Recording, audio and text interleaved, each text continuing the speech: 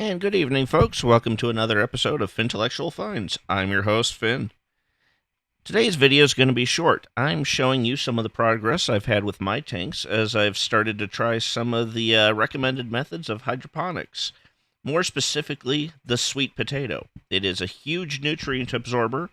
Online sources say that one sweet potato, or usually up to two of them, could be good for up to about a 25, 30-gallon tank. Now, I don't know if it's really that effective yet, but yeah, I'm going to share with you a couple of the clips just of my tanks as the potatoes here have begun to sprout. Now, it's been about 3 weeks at this point since I started the experiment, and as you can see in this first video here, we have the roots are starting to go down. Some of them have gotten to 3 or 4 inches long, and the tops of the potatoes are starting to sprout their plants.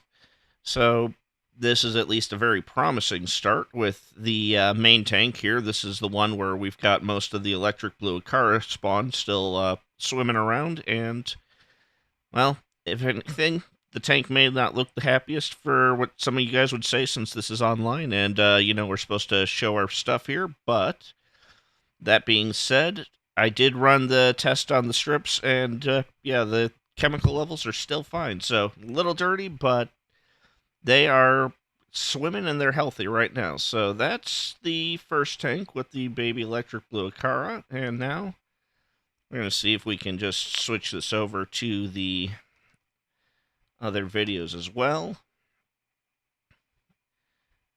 And more interestingly, as we load up the second one here, well, let's see if we can rotate this. Not so lucky. But as you can see from the sideways video here, I'll just turn my head sideways too, just so we're adding to the confusion, because this is the fun on YouTube.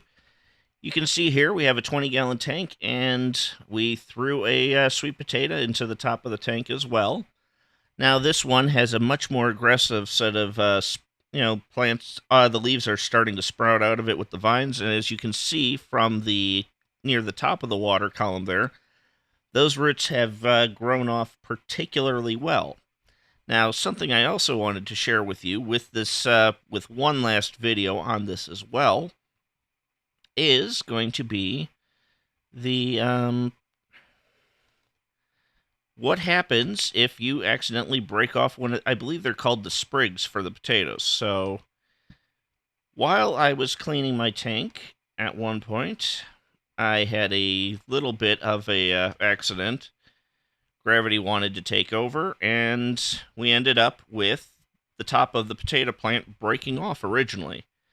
So I just tried to see if my luck was going to be with me at that point, and transferred it onto the hang-on back filter on another one of my tanks. And as you can see in this clip here, within less than 2 days, there were roots that were beginning to pop out of the original plant, and it is starting to settle in and take its nutrients. Now, I'm not expecting this to try to grow into an entire new plant to start spawning potatoes. That's a little too ambitious. However, if it works and the leaves continue to grow and feed off of the nutrients, then, well, we've just added in one more step to helping with the biological filter, do a little bit more extra work for the fish. And supposedly, from what they say, since when you're doing the hydroponic plants, since the leaves are exposed to the oxygen, there should be a higher exchange rate between carbon dioxide and CO2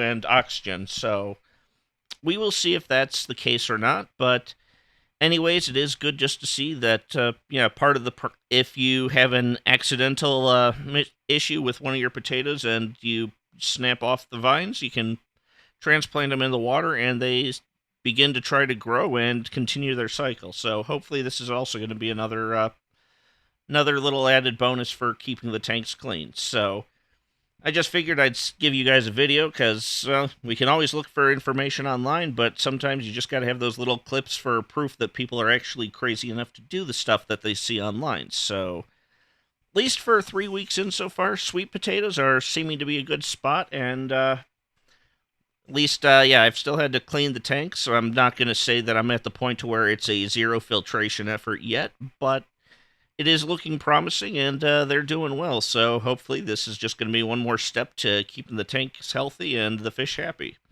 Anyways, that's the short for tonight. This is your host, Finn, and yeah, we'll see you next time. Take care.